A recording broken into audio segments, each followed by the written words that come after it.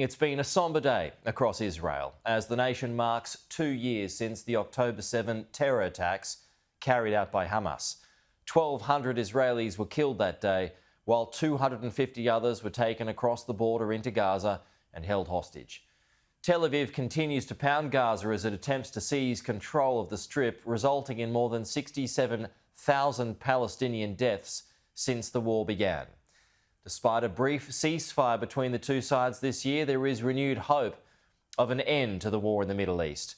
Alex Rossi begins our coverage from the site of the Nova Music Festival, where the conflict first began. It is a place of grief and memory. The photos of those murdered at the Nova Festival dot the area where the gatherers were dancing on the morning of the attack. For the families of those killed, the suffering's endless. Every day, they've had to relive the trauma. Mikhail Bitten's daughter died in the arms of her fiancé. They tried to escape as Hamas gunmen rampaged through the area.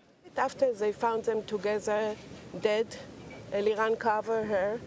They were hugging each other and dead. And instead of taking them to the wedding, we took them to the cemetery together, and we bury them together at home, at the new home. That's the love story. Every picture here tells a story of a life cut short. 3 members of the Rahum family were killed that day, including 28-year-old Nitzan, who was 4 months pregnant. Everything is more complex. I don't really know how to feel about this day, because every day we feel the loss, the pain. October the 7th is the deadliest day in the country's history, and one that's left deep scars that have not healed. This has been a painful day of remembrance for Israel and Israelis as they reflect on the lives destroyed in the October the 7th massacre and the sense of security that was shattered.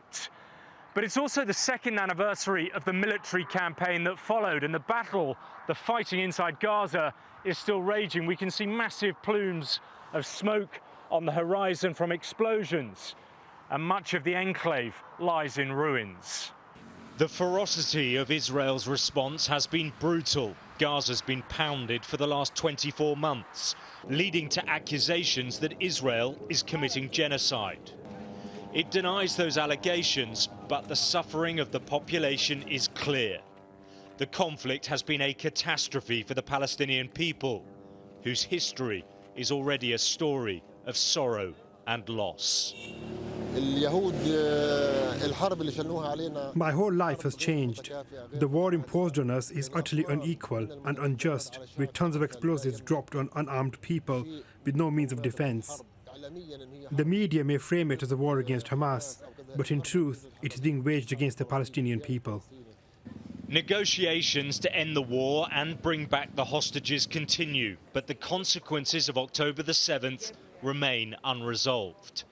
It exposed deep fault lines and reshaped regional politics. 2 years on, the question is, will it open a path to peace or deepen the distrust that's kept this conflict burning for decades?